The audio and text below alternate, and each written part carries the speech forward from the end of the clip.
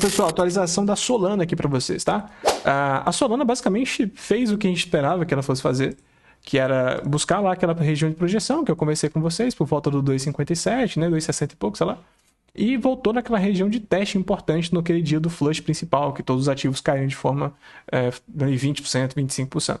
Nesse ponto específico, até agora o preço fez aquela correção base até o preço de 237, que foi um base que a gente estava esperando, e de lá para cá ele tem acumulado aqui, né?